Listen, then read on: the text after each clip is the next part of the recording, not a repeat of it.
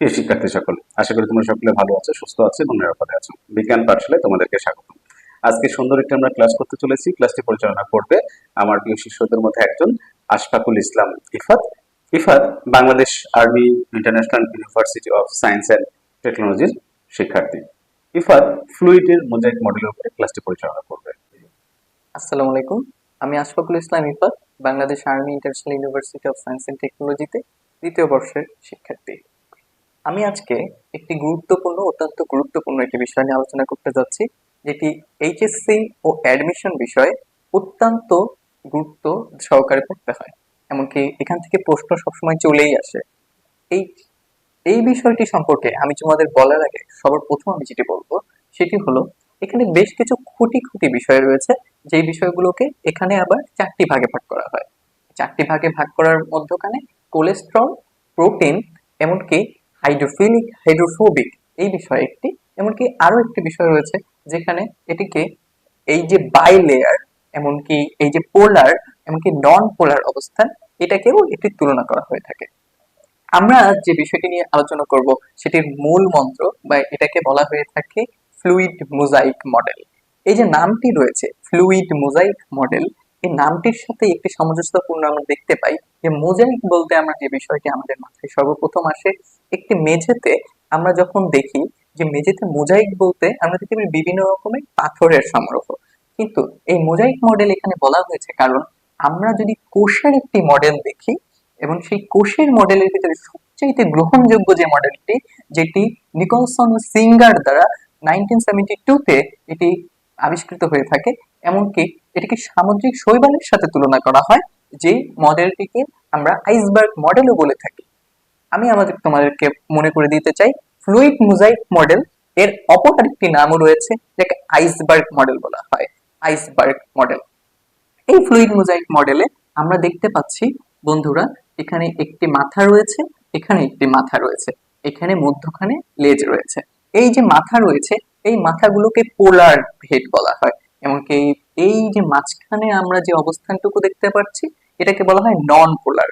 নন পোলার কেন বলা হয়, এজন্য আমি তোমাকে বলতে চাই যে এই যে পোলার হেড, এই পোলার হেড হলো হাইড্রোফিলিক, এমনকি এই যে লেজগুলো দেখতে পাচ্ছ সেটাকে বলা হয় হাইড্রোফোবিক। হাইড্রোফিলিক, এটি পানির সাথে সামঞ্জস্যপূর্ণ। হাইড্রোফিলিক পানির সাথে সামঞ্জস্যপূর্ণ হওয়ায় এইগুলো, এই হেডগুলোকে আমরা বাহিরে দেখতে পাই, যেগুলো একটু বাহিরের দিকে অবস্থান করে। এমনকি এই লেজগুলো, যে লেজগুলো আমরা মধ্যখানে দেখতে পাচ্ছি, এই লেজগুলো যেহেতু পানির সাথে এদের সামঞ্জস্যপূর্ণ নেই, সেজন্য এরা মধ্যখানে অবস্থান করে। এই মধ্যখানে অবস্থান করায় এদের সাথে পানির সামঞ্জস্যতা পূর্ণ হয় না, যার জন্য এদেরকে বলা হয় হাইড্রোফোবিক। বন্ধুরা, তোমরা হাইড্রোফিলিক, হাইড্রোফোবিক এই বিষয়টি নিয়ে যদি গুরুতর কোনো সমস্যায় না পড়ো, এই জন্য আমি তোমাদেরকে একটি কোড বলে দিই। হাইড্রোফিলিক এবং হাইড্রোফোবিক এর মধ্যে হাইড্রোফোবিক, আমরা জানি ফোবিয়া মানে ভয়, এই ফোবিক, এই লেজটি হলো হাইড্রোফোবিক, যেটি ভীতি থেকে চলে এসেছে হাইড্রোফোবিক। এর মধ্যখানে আমরা অবস্থান দেখতে পাই গ্লাইকোলিপিড, গ্লাইকোপ্রোটিন, কোলেস্ট্রল, লিপিড সম্পৃক্ত প্রোটিন, এমনকি এই লিপিড সম্পৃক্ত প্রোটিনের সাথে বন্ধু একটি গল্প রয়েছে। এই প্রোটিনে আমরা দেখতে পাই এখানে তিন রকম প্রোটিন রয়েছে। একটি পেরিফেরাল প্রোটিন, এই পেরিফেরাল প্রোটিন মধ্যখানে এমনকি অবস্থান করে যা অন্তরালের মধ্যে, যে হাইড্রোফোবিক অবস্থা যেটি এই লেজে, যেটিকে পানির সাথে সামঞ্জস্যপূর্ণ নয়, এর ঠিক মধ্যখানে দিয়ে অবস্থান করে পেরিফেরাল প্রোটিন। পেরিফেরাল প্রোটিনটি এই হাইড্রোফিলিক এমনকি হাইড্রোফোবিক এই দুইটির মধ্যখান দিয়ে অবস্থান করে এমন ভাবে, যেটি একটি চক্রাকার অবস্থানে থাকতে পারে, এমনকি চক্রাকার অবস্থান ছাড়াও থেকে থাকতে পারে। ইন্টিগ্রাল প্রোটিন, ইন্টিগ্রাল প্রোটিন, এই প্রোটিনের যে আবরণটি থেকে থাকে, ইন্টিগ্রাল প্রোটিন এই লিপিড সম্পৃক্ত প্রোটিনের সাথে এমন ভাবে অবস্থান করে যে ইন্টিগ্রাল প্রোটিনের অবস্থানকে তুমি দেখলে বুঝতে পারবে যে এটি ইন্ট্রিগাল, ইন্টার থেকে ইন্ট্রিগাল রয়েছে, যারও অবস্থান ভিতরে। তবে পেরিফেরাল প্রোটিনের অবস্থানটি একটু নিচু পর্যায়ে থেকে থাকে। কোলেস্ট্রল, কোলেস্ট্রল একটি এমন একটি পর্যায় যেটি ফ্লুইড মোজাইক মডেলের মধ্যখানে মধ্যখানে অবস্থান করে থাকে, কোলেস্ট্রল আমরা সবাই জানি যে আমাদের দেহে কোলেস্ট্রল থেকে থাকে। যার দেহে কোলেস্ট্রল যত বেশি থাকে বন্ধুরা, সে তত দেখা যায় দেহ বৃদ্ধি, বা আমরা তাকে মেদ বৃদ্ধি বলে থাকি, তার অবস্থান আমরা জেনে যাই। গ্লাইকোপ্রোটিন গ্লাইকোপ্রোটিন এমন একটি অবস্থান, এমনকি গ্লাইকোলিপিড এমন একটি অবস্থান, এ দুটির সাথে বন্ধু অনেক গুরুতর একটি সম্পর্ক রয়েছে। গ্লাইকোলিপিড, গ্লাইকোপ্রোটিন, এ দুটির সাথে সম্পর্কটি আমি তোমাকে বলছি। গ্লাইকোলিপিডের আসলে যে আবরণটি, এটি আসলে চিনির আবরণ। চিনির যে আবরণ থাকে, সেই চিনির আবরণ থেকে এটিকে এইটিকে অবস্থান করে থাকে।